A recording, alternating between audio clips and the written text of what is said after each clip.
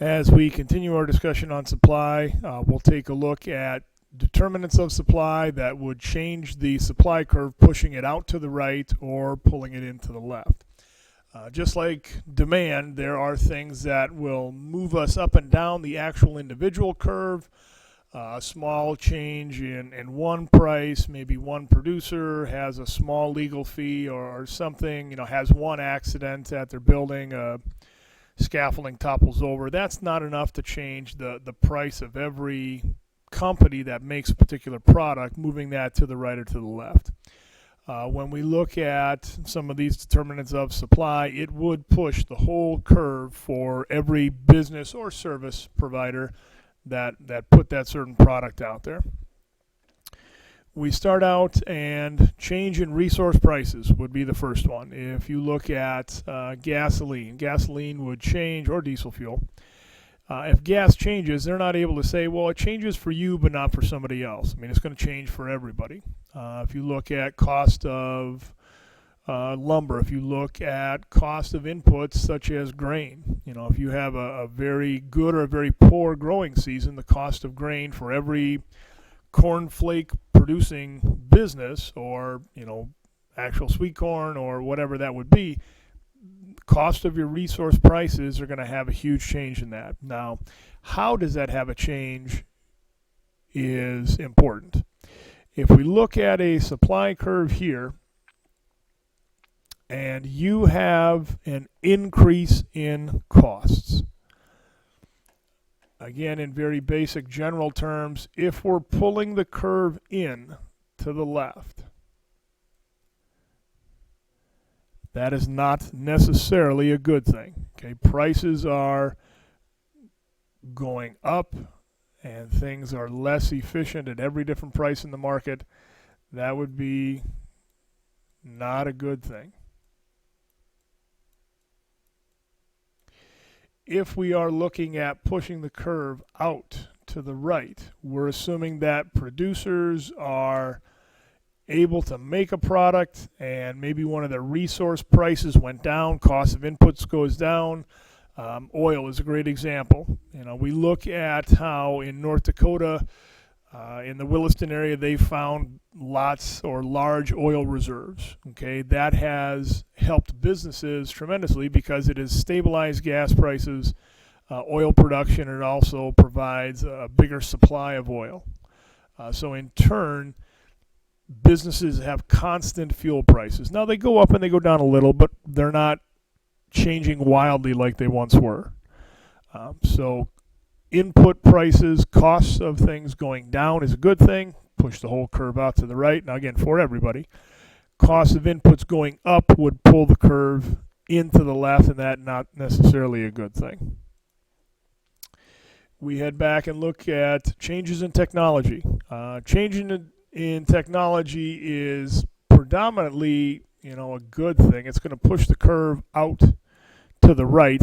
I don't necessarily know of a situation where all of a sudden we have an increase in technology, we find a more efficient, faster way to do something and have it be a bad thing. I do think that we're becoming almost too dependent on technology, and my question is, what happens if all computer systems go down? What happens if the internet goes down? Can we still do our jobs? We look at the high school, we're working our way towards one-to-one laptops, having the laptop not replace what the teacher does, but maybe replace what the textbook does. Well, what happens if there's a short out and none of the laptops charge up? Or what if there's some kind of magnetic pulse that goes through and it wipes the hard drive clean of all of the laptops? I mean, can teachers still teach if the tools they have in front of them are not working? If we're looking at it from a business point of view, could you go into the marketplace and what if the cash register things were not working? Would you be able to service your customers? Would you be able to ring up or figure out Mr. Clem's coming through with 5 boxes of cereal and 4 apples and how many other things? Can you figure out how much I have to owe you, or does the business just shut down and say, nope, we can't sell. The computers are not up, we can't go. I guess in that way technology would possibly have a hindrance, but for the most part, it pushes things out to the right because it is more positive than negative. Changes in taxes or subsidies. Subsidies would be an example of a farmer getting a certain dollar amount to help them offset costs. Depending on the type of product, whether it be milk, whether it be grain, they may be earning a subsidy that says on top of what you're able to charge, we want to make sure that you can make a go of it. We want to make sure that you can still be, at least break even. So if we need to kind of spend some money on you to make sure that whatever price you're selling your grain at, we need a constant, stable food supply. So that would be kind of a subsidy idea. Is what if, taxes went down or subsidies went up? The income farmers were getting went up or their taxes went down. Well, more often than not, that would go ahead and push your curve out to the right. If we flip that around and say, well, what if we cut all subsidies? We say, you know what, farmers, you got to make a go of it on your own. We're not going to give you any government funding. Or taxes go up. Again, more often than not, that's not going to be a positive. That's going to go ahead and push things in to the left, and that would be not necessarily a good thing from a business point of view. Prices of other goods changing, that would also shift our curve either way. Number of suppliers, if we're looking at the oil industry and all of a sudden the boom in Williston, North Dakota, or if we're looking at the boom in Williston and we're looking at home construction. Back in the early 2007, late 2007, early 2008, 2009, we had what was the start of the Great Recession. As people stopped spending money, that started to slow down our economy. And as people stopped buying things, they stopped buying big ticket things first. They stopped buying things like new homes or cars or boats or, more want-based things, also bigger ticket type things, more durable good type things, if we're looking at it from an individual or a business point of view. So in turn, that's going to leave some of those workers out of luck. Your construction, your painting, your drywall, your plumbing, a lot of those jobs scaled back. You'd have a waiting list to get out there and you'd be, subcontracting out a lot of work because you couldn't do it yourself. Now through that recession, it started to pull back. Okay, so you have a situation like that. Some of those construction companies couldn't make a go of it and, they sold out or they shut down. Now all of a sudden, you get this boom out in Williston, North Dakota. Now there's a need for construction workers. Some of those businesses would come back.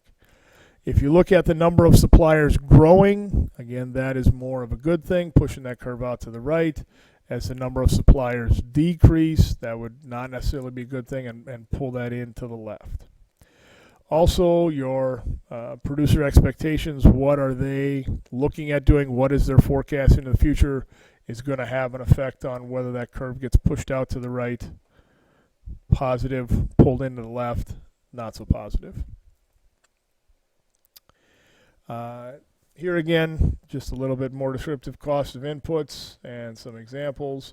Another productivity. It's kind of the technological idea. If we're able to find something, a different way to make something more efficient than we used to, that's going to be a positive. If all of a sudden we are, less than happy with some of our management decisions, we may see productivity go down. You talk about airline industries, having random sick outs where whether they are or not actually sick, all of a sudden a bunch of people call in sick saying they can't do that job, and you're kind of keeping your customers unable to fly, and in turn the company has a standpoint that doesn't look good on them, so they may need to cave into some of the demands of the workers. Again, we got technology, taxes, and subsidies.